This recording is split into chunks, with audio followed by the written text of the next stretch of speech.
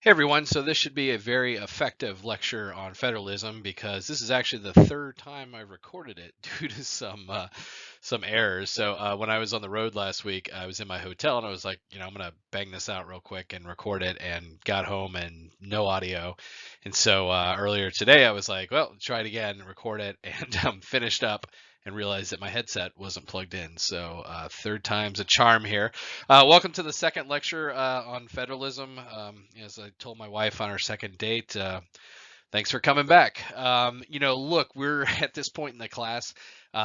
We've had a sort of general discussion of some of the principal ideas that sort of contributed to the foundation of our country.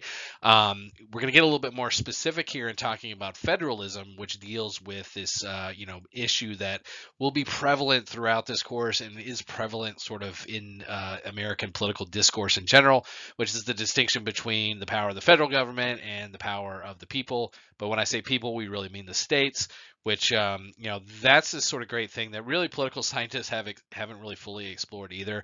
This notion that historically we've always thought that when you give more power to the state governments, that you're inherently giving more power to people. I don't necessarily know that that's the case.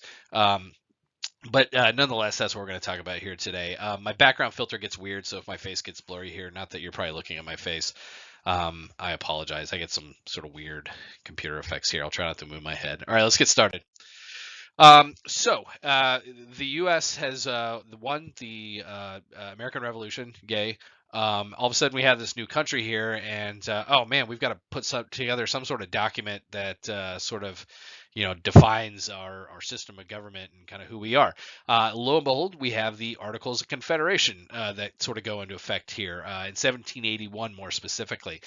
What this did was essentially create a league of friendship between colonies. So it's very important, a very important distinction here that during colonial times, your sort of political identity was largely tied up in the state in which you lived, because that was the level at which most things were done.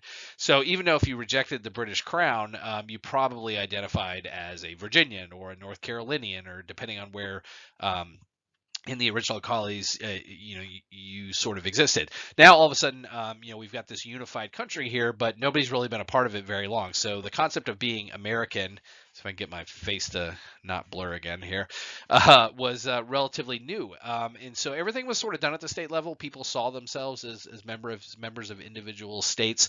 And it's interesting, I think, in contemporary times for us to think this way, because outside of my home state of Texas, I think, generally most people would probably identify as American, or at least, natural born citizens, versus, North Carolinian. And not in all cases. For instance, there's some people that's a more salient factor. Texas is, of course, weird, as are Texans, and I can say that because I am one. But I think on the flip side, have you ever heard anybody say like, "Yeah, I'm from Delaware"? Yeah, you never see like a sticker like on the back of a car like pronouncing like, "Yep, I'm from Delaware." So it's a little bit less of an identity factor there. But during this time period, it's important to know that the state that you were from was very important here. So we created this Articles of Confederation that focused on state sovereignty. So if you're one of the handful of people that took my international relations course last semester, you should know sovereignty pretty well. It's this idea that we have a territory, and it's recognized that we are in charge of it and allowed to govern it, and it's recognized by the other states there. The Articles of Confederation, the challenge there was that it limited the federal government to really just a few things. One, declaring war, making treaties with foreign nations, and negotiating agreements with Indian tribes, which was obviously very relevant at this time. But the thing was, they didn't have the power to actually collect taxes. Taxes were only collected at the state level. And so if this new federal government wanted to declare war against another country, they basically had to get the states to agree to pay for it. So that made it very difficult to go to war, which, looking back, actually might be a pretty good way of doing things.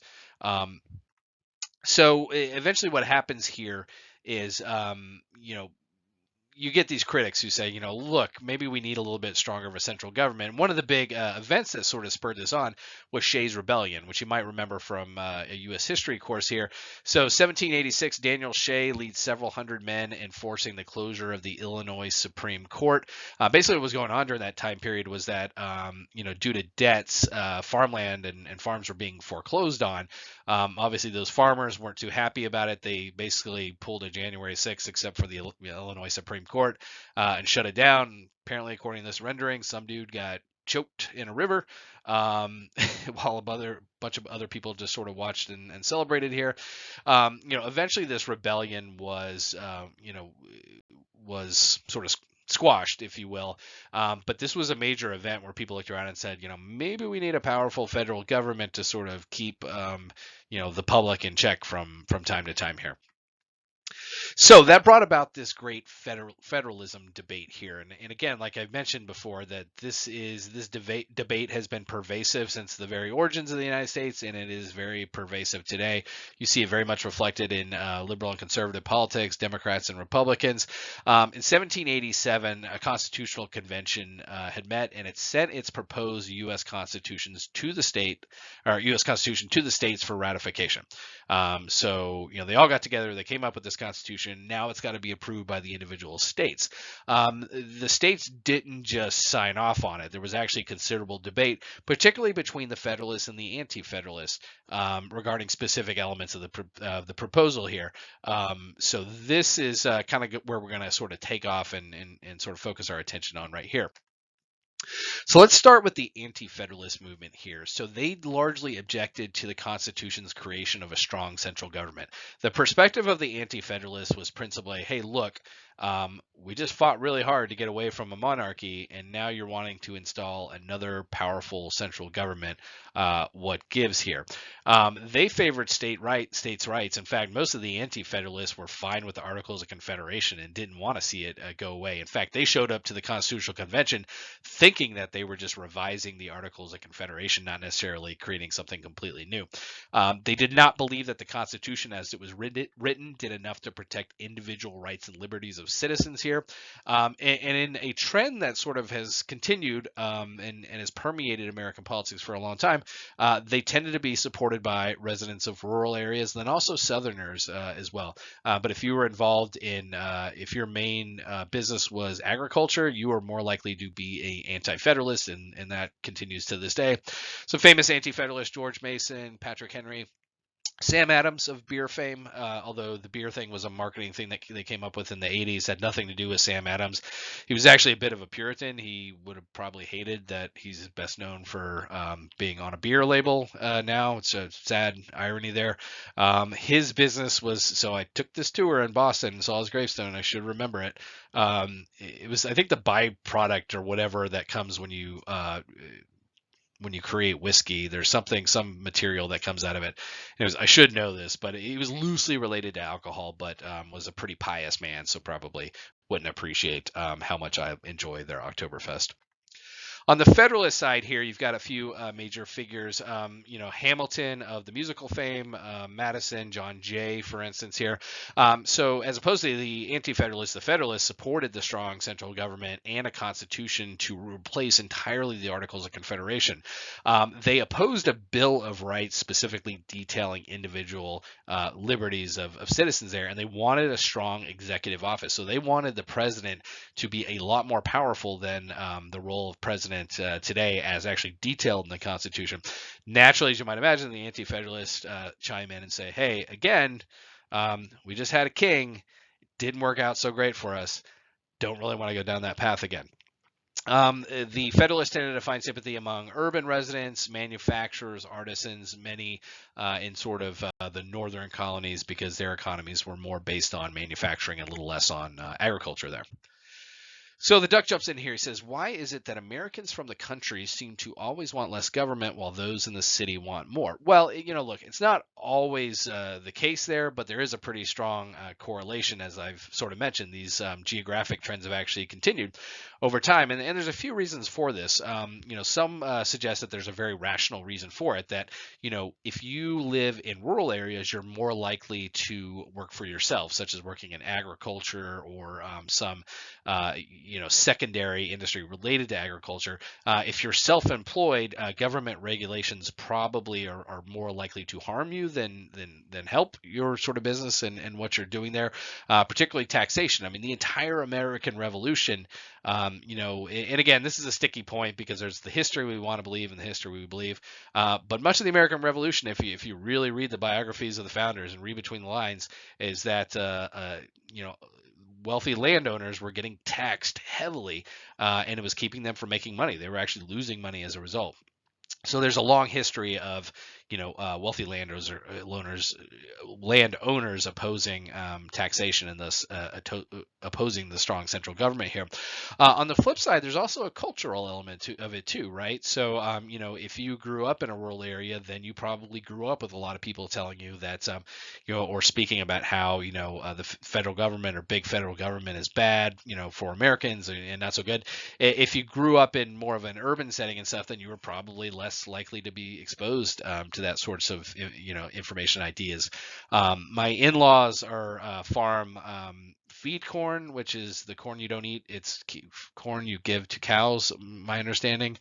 Clearly I'm a Texan in name only here, and soybeans. And so it's funny because I've got a cousin-in-law, if that's a real thing, who is very anti-government, anti-socialism, anti-his taxes, going to pay for anybody else to do anything, but cashes a pretty hefty farm subsidy check from the federal government each year and doesn't complain about it. He doesn't really like when I bring it up there, but for the most part, most of them are good people. So, getting back to this debate sort of around federalism and some of the ideas here, one of the concerns really sort of both the Federalists and Anti-Federalists was this concept of the tyranny of the majority. So James Madison in Federalist 10, which you'll read a summary of here, expresses this very explicit concern of Federalists at the time that said, look, if you give more power to the individuals and to the people, all it takes is a simple majority to essentially use its power at the expense of minority groups, and that there's no, again, if we get back to sort of the things that Socrates was thinking about and Plato was writing down, this idea that is it just for voters, 50% plus one voter to essentially be able to strip away the rights of a minority group? And by when I say minority, I mean those that don't have, that have less than 50% or less of the vote here.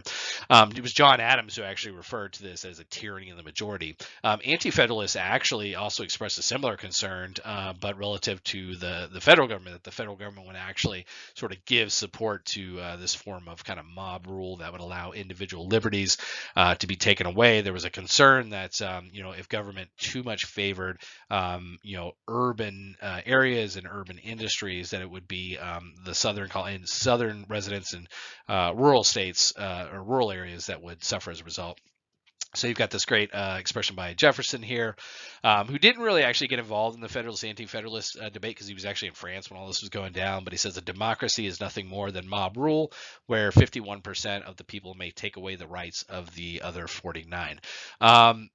It's really fascinating thing in history that there are a lot of people quoted for saying things that if people paid more attention to it, they might not have their names on elementary schools and that sort of thing. But it's a very important point here that Jefferson made, related to this tyranny of the majority here.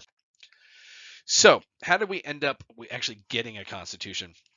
So it ended up being this principal conciliatory agreement known as the Massachusetts Compromise.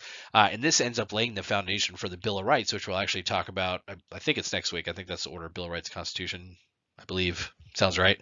So you had the anti-federalist John Hancock and Samuel Adams from Massachusetts agreed, look, we'll ratify this Constitution if our state can propose a series of amendments constituting a Bill of Rights after ratification there. And they agreed to it. We got the Constitution, then we also got the Bill of Rights, or civil liberties, which we'll discuss next week here. So the Constitution creates this system of federalism where you have distinct powers given to the federal government. So the large central government, those are enumerated powers because they're enumerated in the Constitution.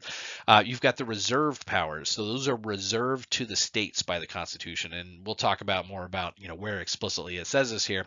And then you have concurrent powers, which are powers that both the state and the federal government maintain. So I'm not going to read them all here, but if you take a look, some of the things that the federal government can do that states can't, coin money, regulate interstate trade. And so we'll talk about this here momentarily, but any commerce that occurs across state lines is not the purview of states. It's the purview of the federal government. So that's why, historically, if you bought, let's say there's a store in Tennessee and they only have a store in Tennessee, you buy something online from there, you shouldn't have to pay taxes because sales taxes are a state tax, and that's an example of interstate commerce.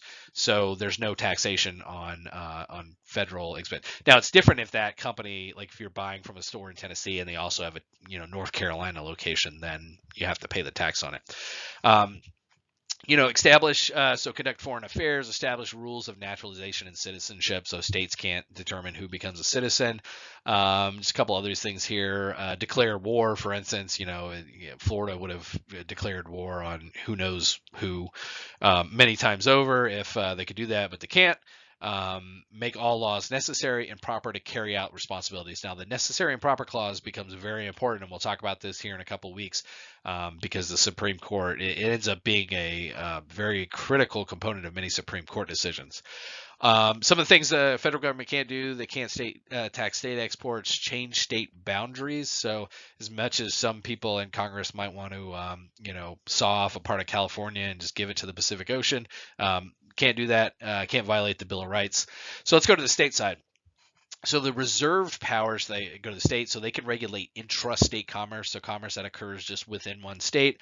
Let's see, establish local governments, maintain a militia, which is the National Guard, which has always been an odd thing because the National Guard reports up to the federal military, and then ratify amendments to the Constitution. So any changes we make to the Constitution have to be ratified by the states. And we'll talk more about that too. And then you have the concurrent powers, so things that both states and the federal government can do. So an example of this is levy and collect taxes, right? This actually is the first time in my life that I've lived in a place where I paid state income tax. I grew up in Texas, and from the time I was bagging groceries at 14 and on, I was in a state that didn't have a state income tax, so we didn't pay it there. When I was in Ohio, when I was teaching while in graduate school, I didn't actually make enough money to owe the state of Ohio any money. And then 15 years in Florida, again, a state with no income tax. So it wasn't until I moved to North Carolina that I started to have to pay state income tax. And I was like, man, this sucks. Other things that they can do, establish courts. So obviously, we'll talk about, we have state and federal courts. Take property for public purpose. That's eminent domain, which we'll talk about here too. So in the early sort of years of the United States, really kind of the first 100 years, our system of federalism was best described as dual federalism. And what we mean by this is that there was a very clear distinction between this is for the states, this is for the federal government. There's not a lot of crossover. We use the metaphor of we call it layer cake federalism, because if you look inside this layer cake, there's very clear distinctions where the layers are. There's icing and there's cake, and there's no sort of crossover there. This largely reflected the popular sentiment of the time, which is among people in Congress of, we don't want the government involved in commerce here or anything. So think layer cake for kind of dual federalism. So dual federalism, like I said, lasted about a century, and it saw its demise in the Industrial Revolution. So we're talking late 19th century, early 20th century here. Really sort of strained the limitations because you ended up having the situations where you needed a central government to step in and sort of regulate these industries. Though the federal government had no power to regulate commerce, or had the power rather to regulate commerce, there was no specific laws that told them how to do this. And during this time period, what you also have are growing monopolies and just unfair business and trade practices here. And there was this, eventually over time, you have the situation where the federal government has to step in. So Congress sort of reluctantly passes the Interstate Commerce Act. The Interstate Commerce Act, actually, the origins of this are pretty interesting. So in the 1870s, you had these small businesses and farmers who were heavily dependent upon the rail industry to be able to ship their products. Again, there aren't vehicles, and we don't have airplanes in the 1870s. So you're pretty much limited to ships and trains. And if you don't live by the water, then you're limited to trains. The grievance from these small businesses and farmers were that they were getting charged these exorbitant amounts by the railroads, which were privately run, that weren't being charged to larger clients. Now, for the railroads part, they were saying, we do so much more business with these large manufacturing entities that it makes sense that we would charge them less there. Congress had no interest during this time period in regulating commerce. It just really wasn't something that they wanted to do, so they sent it back to the states and said, look, state governments, you guys come up with laws and take care of it. Well, this made its way to the federal Supreme Court, which ruled that this was unconstitutional for states to regulate rail commerce because rail lines cross state lines, and so it's inherently interstate commerce. And that forced the federal government to act, and they acted through the creation of the Interstate Commerce Act, which specifically regulated rail commerce. And you can see it kind of reflected in this cartoon here with this creepy looking Thomas the Tank thing, which is redundant because Thomas the Tank is inherently creepy. Fun/disturbing story. When I was I had to go to Amsterdam for work to launch a flight several years ago, and so I brought my wife and kids. I just cashed in a bunch of miles so they could come too. And we took my kids to this train museum in Utrecht, which is a town not far south of Amsterdam, and they were doing a Thomas the Train thing. And if Thomas the Train seems creepy in English, just wait till you hear him speaking Dutch. That was quite disturbing for myself and my kids in particular there. So, in this, interestingly enough, Interstate Commerce Act, I actually just read an article where this came up recently. So California passed a law saying that in California, if employees work a certain amount of time, they're required to get a 30-minute break. Well, a group of flight attendants from Alaska Airlines basically sued their airline saying, look, we're on these long haul flights, and flight attendants that were based in California, they were like, where's our 30-minute break? Alaska Airlines went back and appealed and said, no, this is interstate. This is purview of the Interstate Commerce Act. These airplanes are leaving California. I don't remember the details, but the court ruled against them. Flight attendants thought they had won, and then what ends up happening is that Alaska Airlines is considering closing some of those California bases, so it kind of backfired on them there. But there's a sort of relatively recent example of the use of the Interstate Commerce Act. So, due to the failure of dual federalism here, we end up with a new system called Cooperative Federalism, and we also often refer to that as marble cake federalism, because here you have a situation where the lines between icing and cake sort of run together here, right? I've said the word cake enough that we're gonna go ahead and make that your code word for this attendance code word assignment. So make it cake, C-A-K-E, either the food or the 90s band that I'm particularly fond of. Either way is fine. Cake, C-A-K-E is your code word here. So cooperative federalism was born out of kind of necessity here. So during the Industrial Revolution, you have the very origins of the federal government regulating commerce. One of the other big things that happens, and when I taught high school history many years ago, I used to have my kids read Upton Sinclair's The Jungle, which is probably my favorite piece of American fiction. And it was a fictitious story telling, recounting the story of a family that comes to the United States from, can't remember if it was Poland or where it was, to Chicago. They end up in the stockyards. The patriarch of the family gets a job in the meatpacking industry. Describes in great and horrific detail how horrible the meatpacking industry is there, and it was a real life telling. That's how bad it was, how bad the conditions of these families were. People read this, they were shocked. Teddy Roosevelt read this and immediately made institutional changes to that industry as a result. So a really instrumental piece of fiction that a lot of people haven't read.